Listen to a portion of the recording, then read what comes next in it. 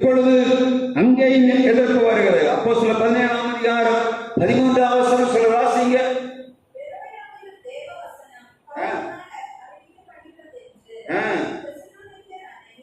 தெசலோனிக்கேயரான யூதர்கள் அறிந்தபோது அங்கேயும் வந்து ஜனங்களை கிளப்பி விட்டார். தெசலோனிக்கே சபை யூதர்கள் எப்படிப்பட்டவர்களாக இருந்தாங்க? பவுல் அப்போஸ்தலர் 2 நிருபம் தெசலோனிக்கே சபைக்கு எழுதி இருக்கிறார். இது மிகவும் மோசமான சபை. தன்னுடைய ஊர்ல சுவிசேஷம் அறிவிக்க விடவில்லை. இரண்டாவது பக்கத்து பட்டணமாகிய பெரேயா பட்டணத்திலும் இந்த தெசலோனிக்கேயர் வந்து விட்டார்கள். அப்ப பவுல் போற இடமெல்லாம் எப்படி போறாங்க? அவங்களை துரத்தி விடணும்னு தீர்மானத்தோட தெசலோனிக்கேயர் வருகிறார்கள். இப்ப தெசலோனிக்கேயர் வந்து திரும்பவும் அங்கே இவளுக்கு எதிராக ஜனங்களை எழுப்பி விட்டபடினாலே அங்க இருந்து எங்க போறாங்க? அடுத்த பட்டணம் இங்க அத்தேனே பட்டணம் என்று சொல்லக்கூடிய ஏதென்ஸ் என்று சொல்லக்கூடிய அத்தேனே பட்டணத்துக்கு நேராக புறப்பட்டு போகிறாள். அப்போஸ்தலர் 17ஆம் அதிகாரம் 4ஆம் வசனம் சொல்லுகிற பவுலும் சீலாவும் இங்கே பவுலும் சீலாவும் தீமோத்தேயும் வந்த இடத்திலே இப்பொழுது பவுல் மாத்திரம் முதலாவது வண்டி ஏறுகிறான். வண்டி ஏறிவிட்டு சீலாவும் இந்த தீமோத்தேயும் அங்கே உட்கார்ந்து இருக்கிறார்கள். ஒருவேளை வாகனம் அவருக்கு கிடைக்காமல் இருந்ததோ என்று தெரியவில்லை. இப்பொழுது முதலாவது 17ஆம் அதிகாரம் 16ஆம் வசனம் சொல்லுகிறது, பட்டணத்தின் சூழ்நிலை விக்கிரகங்களால் நிறைந்துகிறது. காரணம் என்ன? இந்த பட்டணத்திலே வருகிறான். இவன் பவுலுக்காகவும் சீலாவுக்காகவும் அந்த தீமோத்தேயுக்காகவும் காத்திருக்கிற நேரத்திலே அப்படி பார்க்கிறான். யாரு? இந்த பவுல் போற இடம் என்ன பண்ணுவான்? அவனுடைய வாய்ப்புகளை சரியாக பயன்படுத்துகிறான். இந்த இடத்துல வந்த உடனே அவன் இவர் வருவதற்கு லேட் ஆகிறது. சீலாவும் தீமோத்தேயும் வருவதற்கு காலதாமதமானபடியினாலே இவன் அந்த இடத்திலிருந்து சுற்றி பார்க்கிறான். சுற்றி பார்த்தா எங்க பார்த்தால் என்ன இருக்கு? விக்கிரகங்களினாலே ஏதென்ஸ் பட்டணம் நிறைந்து கிடக்கிறது. ஏதென்ஸ் பட்டணம் மிகவும் செல்வ செழிப்புள்ள பட்டணம். அங்கே கிரேக்கர்களும் ரோமர்களும் யூதர்களும் மிகப்பெரிய கல்விமான்கள் நிறைந்த பட்டணம் ஏதென்ஸ் பட்டணம். அத்தேனே என்று சொல்லக்கூடிய பட்டணத்திலே அங்கே ஞானிகள் நிறைந்து கிடந்தார்கள். எபிக்கூரியரும் ஸ்தோயிக்கரும் சொல்லக்கூடிய 2 கூட்டமும் மிகப்பெரிய வாக்குவாதம் தர்க்கம் பண்ணி தங்களுடைய காரியங்களை நிறைவேற்றுகிறவர்களாக இருக்கிறவர்களாக இருந்தார்கள். ஏதென்ஸ் பட்டணம் எந்த நேரத்தில் பார்த்தாலும் இந்த பொல்லாத மனிதனுடைய கிரியைகளினாலே விக்கிரகங்களினாலே நிறைந்து கிடந்தது மாத்திரமல்ல, இவர் நவமான காரியங்களை யார் பேச கேட்டாலும் அதில் சமணம் போட்டு உட்காரக்கூடிய கூட்டம். இன்றைக்கும் இந்த ஸ்டோயிக்கர் என்று சொல்லக்கூடியவர்களும் இந்த எபிக்கூரியரும் இந்த தேசத்திலே காணப்படுகிறார். அப்போஸ்தலர் 17ஆம் அதிகாரம் 18ஆம் வசனம் சொல்லுகிறது. 17ஆம் அதிகாரம் 17ஆம் வசனத்திலே இங்கே பவுல் அப்போஸ்தலன் வந்து உட்கார்ந்த அந்த பட்டணத்திலே அவனுக்கு யாரையும் தெரியாது. சந்தை வெளியில உட்கார்ந்துருக்கான். சந்தை வெளியில வந்து உட்கார்ந்து வருகிறவர் போறவர்கள் ஆட்டு தர்க்கம் பண்ணி கொண்டிருந்தான். புதிதான ஊரு வந்து யாருந்தே தெரியாத ஒரு ஊர்ல ஒரு சந்தை வெளியில உட்கார்ந்து சுவிசேஷம் அறிவித்து அவன் என்ன பண்ணுவாங்க? கல்லறிவங்களை அறிய மாட்டான். புதுசா வருது நம்ம ஊர்ல வந்து இயேசு இல்லாம வேற ஒரு காரியத்தை நம்ம விடுவோமா?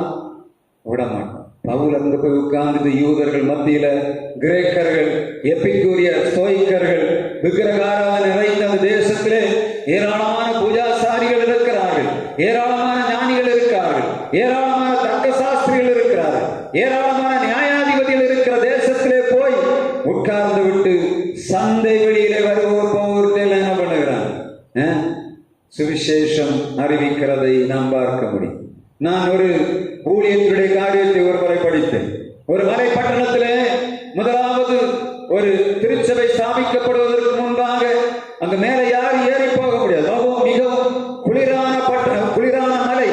கிட்டத்தட்ட தரைமட்டத்திலிருந்து 52 கிலோமீட்டர் மலைக்கு மேல வழி இல்லாத இடத்திலே ஒரு கணவனும் மனைவியும் இந்த கீழ் பகுதியிலிருந்து அவர்கள் பாடி ஆடி அந்த பகுதியிலே ஏறி இருக்கிறார்கள். போய் பார்த்தா எந்த ஜனங்களும் ஆண்டவராகிய இயேசு கிறிஸ்துவை ஏற்றுக்கொள்ளவில்லை. ஏன்னா அங்க பார்னஸ் உட்கார்ந்திருந்தார்கள். எல்லா விதமான ஜனங்களும் அந்த மலைவாழ் மக்கள் இருக்கிற இடத்திலே இவர்கள் இருவரும் கீழிருந்து சுவிசேஷம் அறிவிக்கும்படியாக போனார்கள். போய் அவர் முதலாவது செய்த ஊழியம் எங்க தெரியுமா? எங்க? வாரத்துக்கு ஒரு முறை அந்த மலைவாழ் மக்கள் எல்லாம் ஒரு இடத்துல வந்து கூடி அவர்களுக்கு தேவையான காரியங்களை, பட்டணத்து காரியங்களை இங்கிருந்து கொண்டு போகிற பொருட்களை வாங்கும்படியாக வருவார்கள்.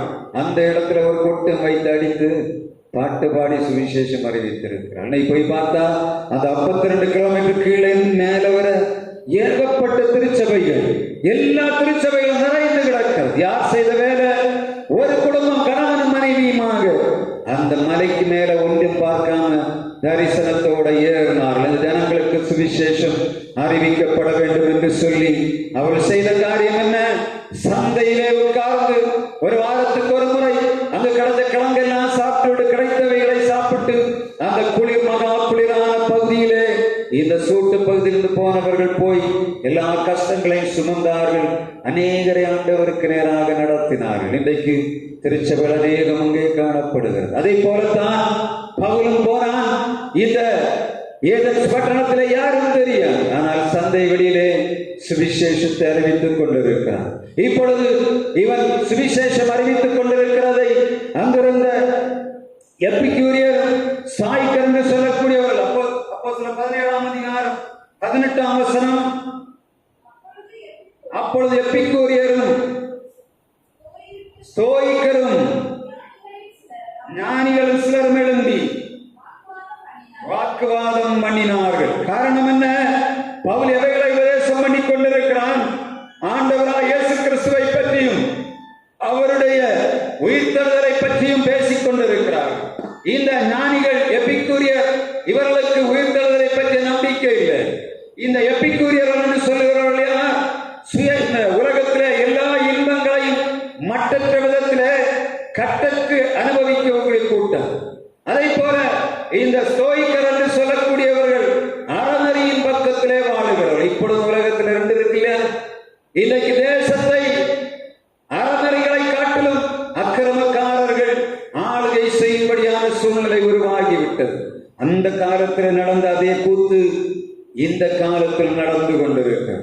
இந்த நாளிலும் ஆண்டவருடைய நீதி நியாயங்களின்படி நடவாதபடி உலகமானது இச்சைகளிலே பாவம் செய்கிற மனிதர்களை தூக்கி பிடித்து எதுவுமே தவறில்லை, பணம் சம்பாதித்து வைத்திருந்தால் மாத்திரம் போதும், அந்த மாதிரி சூழ்நிலைக்குள்ளே வந்து கிடக்கிற அந்த காலத்தை போல அந்த நாட்களிலும் எப்பிக்கூரியரும் ஸ்தோயிக்கரும் போய் பவுலோடு வாக்குவாதம் பண்ணினார்கள். இந்த இவர்களுக்கு அவன் சுவிசேஷத்தை அறிவிக்கிறது தான் அப்போஸ்தலர் 17ஆம் அதிகாரம் 21ஆம் வசனத்திலிருந்து தொடர்ந்து கடைசி வரை சொல்லப்படுகிறது.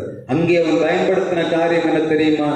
இவன் 17ஆம் அதிகாரம் 23ஆம் வசனத்திலிருந்து தன்னுடைய காரியத்தை ஆரம்பிக்கிறான். அவனுக்கு கிடைத்த வாய்ப்பு என்ன? அங்கே ஒரு பலிபீடம் கட்டப்பட்டிருக்கிறது. அது என்ன எழுதப்பட்டிருக்கிறது? அறியப்படாத தேவனுக்கு என்று சொல்லி ஒரு ஆராதனை ஸ்தலம், பலிபீடம் அங்கே உருவாக்கப்பட்டிருக்கிறதை பவுல் அப்போஸ்தலன் பார்க்கிறான். இவர்கள் ஏராளமான தெய்வங்களை வழிபட்டுக் கொண்டிருக்கிறார்கள், விக்கிரக ஆராதனை செய்து கொண்டிருக்கிறார்கள். இவர்கள் எல்லாரும் என்னை காப்பாற்றாவிட்டால் இவர்கள் காப்பாற்றுவார் என்று சொல்லி அறியப்படாத தேவனுக்கு ஒரு பலிபீடத்தை உண்டாக்கி, அப்படிதானே? அந்த கோயில போனா அங்க ஒரு கும்பிடு, இங்க போனா இங்க ஒரு கும்பிடு. ஏன்னா இந்த கடவுள் இல்லாட்டா இந்த கடவுள் காப்பாற்றுவார். அந்த நாள்ல அது இருந்திருக்கு. இன்னும் அப்படி நடக்குதா இல்லையா? அங்க போகும்போது அங்க ஒரு கும்பிடு, இங்க போனா இங்க ஒரு கும்பிடு, அங்க போனா அது ஒண்ணு. எப்படி ஆகிலும் எந்த கடவுளாவது என்னை காப்பாற்ற வேண்டும். அந்த மாதிரி சூழ்நிலை தான் இங்க இருந்தது. ஏதென்ஸ் பட்டணத்திலிருந்து இவளுக்கு சுவிசேஷம் அறிவிப்பது சாதாரண காரியம் இல்லை. எனவே அவன் பயன்படுத்தின காரியம் என்ன? அங்கே அறியப்படாத தேவனுக்கென்று ஒரு பலிபீடம் கட்டப்பட்டிருக்கிறதை அவன் கண்டான். அங்கிருந்து வேதனை ஆரம்பிக்கிறான். அப்படிதானே?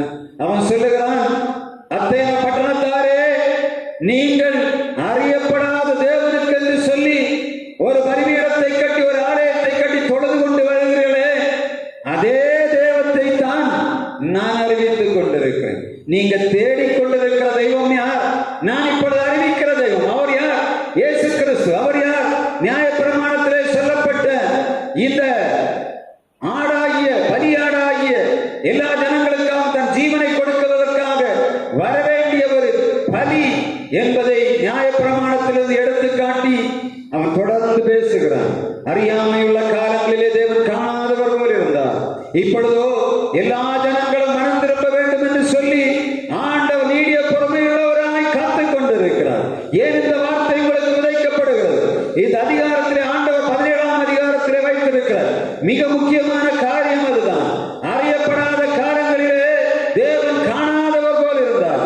இஷ்டம் போல வாழ்ந்து கொண்டிருக்க ஒரு காலத்திலே விட்டு விட்டார். ஆனால் இப்பொழுதோ ஆண்டவர் சொல்லுகிறார், எல்லாரும் மனம் திரும்ப வேண்டும் என்று சொல்லி அவர் ஆவல் உள்ளவராய் சுவிசேஷத்தை உங்களுக்கு விதைக்கிறார் என்று சொல்லி பவுலை கொண்டு அத்தேனே பட்டணத்திலே சுவிசேஷம் விதைக்கப்படுது. அப்போஸ்தலர் 17ஆம் அதிகாரம் 30ஆம் வசனத்திலே சொல்லப்படுகிறது, தேவன் அறியப்படாத காலங்களிலே காணாதவர் போல இருந்தார். இப்பொழுதோ எல்லா மனிதரும் சுவிசேஷத்தை ஏற்றுக்கொள்ள வேண்டும் என்று சொல்லி ஆண்டவர் தயவுள்ளவராய் இருக்கிறார். அப்போஸ்தலர் 17ஆம் அதிகாரம் 31ஆம் வசனத்திலே அவன் நியாய தீர்ப்பை பற்றி பேசுகிறான். மனிதன் மரித்த பின்பாக அவனுக்கு ஒரு நியாய தீர்ப்பு உண்டு, அவன் எழுப்புவான் என்ற கொள்கையை இந்த எப்பிக்கூரியரும் ஸ்தோயிக்கரும் அந்த ஏதென்ஸ் பட்டணத்தில் காணப்படுகிற ஜனங்களுக்கு விளங்கவில்லை. அதை இவன் அறியப்படாத தேவனுக்கு என்று சொல்லி அவர் வழிபாட்டு ஸ்தலத்தை வைத்து அங்கே சுவிசேஷத்தை அறிவிக்கிறான். மிக முக்கியமான காரியம் என்ன தெரியுமா? கடைசி வசனம் வாசிங்க, 17ஆம் அதிகாரம்.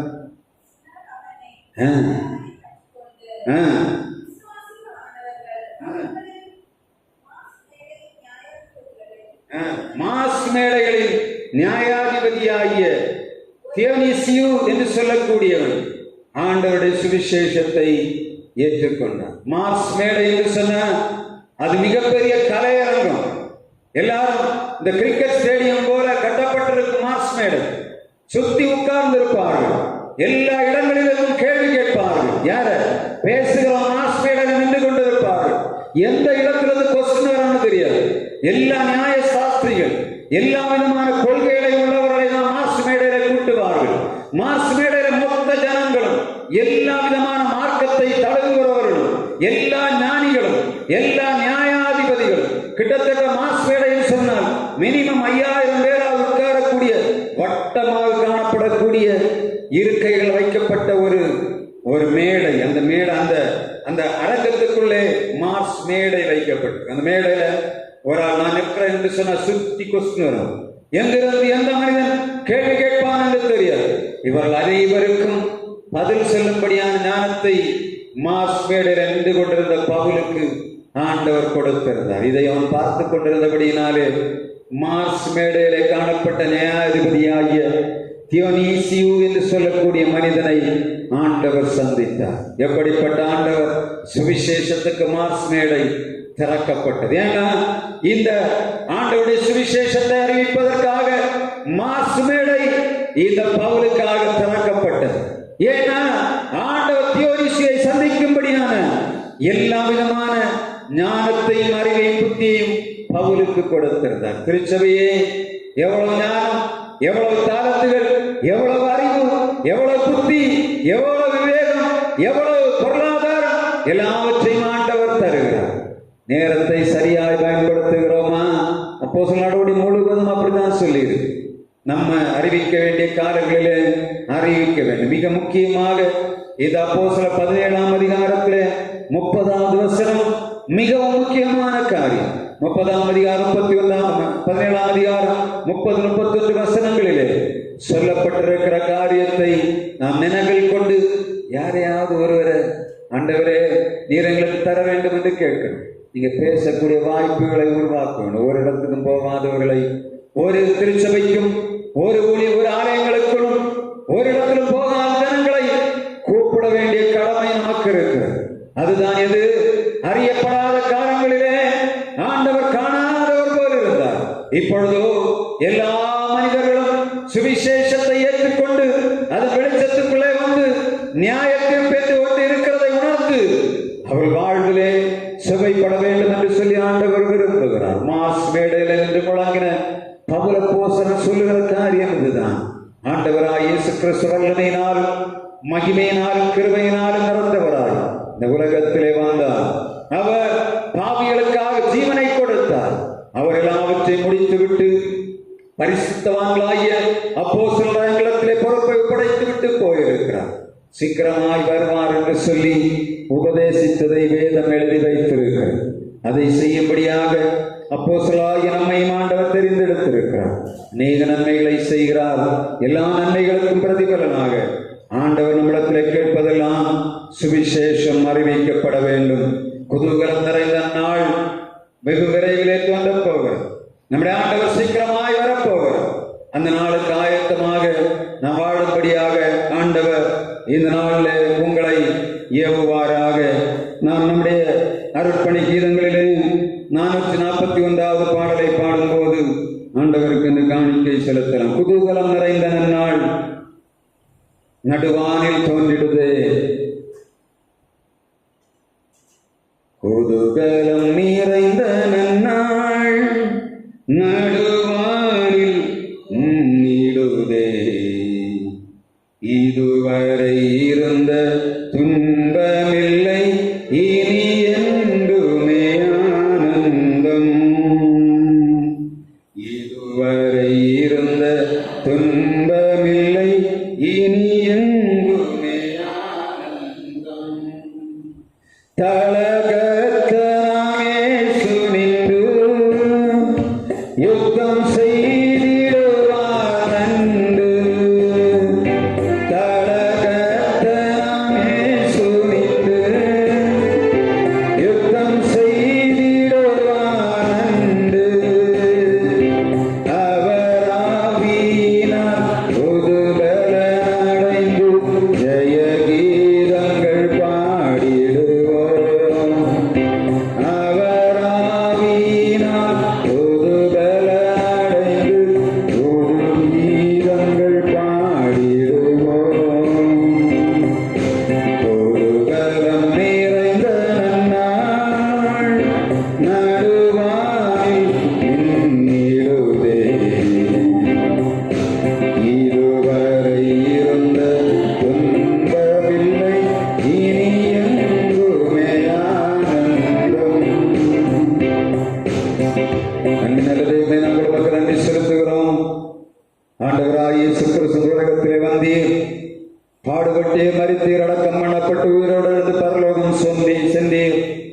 உம்முடைய தூய ஆவியை உம்முடைய சீடர் மத்தியிலே ஊற்றி உம்முடைய சுவிசேஷத்தின் பிரபல்யம் உலகம் முழுவதும் செல்லும்படியான வாய்ப்பை உருவாக்கி எத்தனையோ தியாகங்கள், உபத்திரவங்கள், எல்லா காரியங்களும் குறைகளின் மத்தியிலும் உம்முடைய சீடர்கள் செய்த ஊழியத்தின் பிரதிபலனாக உம்முடைய பிள்ளைகளாகி நாங்கள் கிறிஸ்தவர்கள் என்று சொல்லத்தக்கதான நாமத்தை தரித்திருக்கிறோம். கர்த்தாவே, உலகத்திலே வாழுகிற நாட்களிலே ஸ்தோயிக்கர்களை போல எப்பிக்கூரியர்களை போல வாழாதபடி எங்கள் வாழ்விலே ஆண்டவராய் உம்மை பற்றி கொண்டு நீதி நெறிகளிலே வாழ்ந்து எங்கள் சமுதாயம், தேசம், திருச்சபை நீதி நெறிகளிலே வாழும்படியாய் இரக்கம் பாராட்டும். இந்த நாளில் பிள்ளைகளாய் நாங்கள் உமக்கு கொடுத்த காணிக்கை அங்கீகரிப்பீராக. யார் யாரெல்லாம் உள்ளமோ வந்து மனமோ வந்து உடைய பிள்ளைகள் காணிக்கை கொடுத்தாங்களோ ஒரு ஆசீர்வதிப்பீராக. குறைவில்லாத ஆசீர்வாதம் எங்கள் பிள்ளைகள் மேல் வைக்கப்படும்படியாய் ஜெபிக்கிறோம். ஆண்டவரே, கர்த்தாவே, கொடுங்கள் கொடுக்கப்படும் என்று சொன்னீர். நிறைவானவைகளை கொடுத்து எங்கள் பிள்ளைகளை ஆசீர்வதிக்கும்படியாய் ஜெபிக்கிறோம். கர்த்தாவே, வீடுகளுக்கு புறப்பட்டு போகிறார்களப்பா, உங்களுடைய பாதுகாப்பு தாங்க. உங்களுடைய பிள்ளைகளுக்கு வீடுகளிலே சமாதானம் தாங்கப்பா. இரவு நேரங்களிலே சுகமான நித்திரை தாரும்.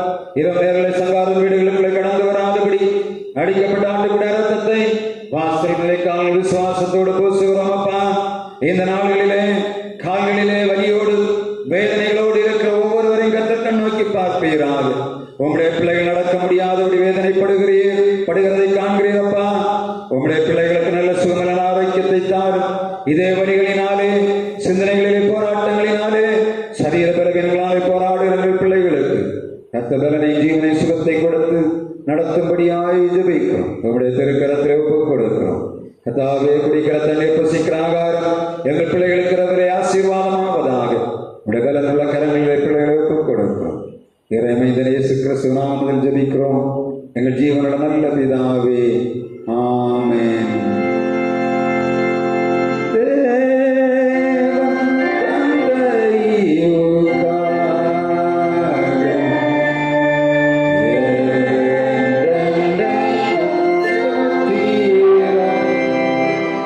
We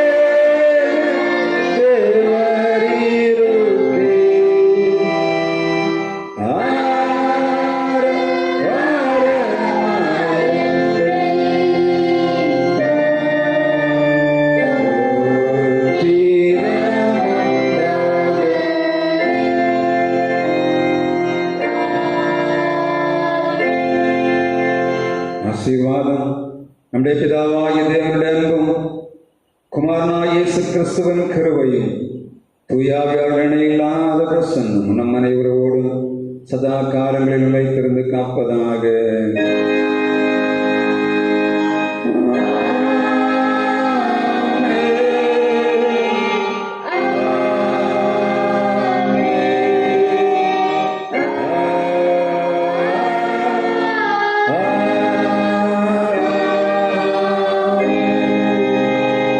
கர்த்தர்களோடு இருப்பாராக. சமாதானத்தோடு சென்று வாருங்கள். கர்த்தருடைய நாமத்தினாலே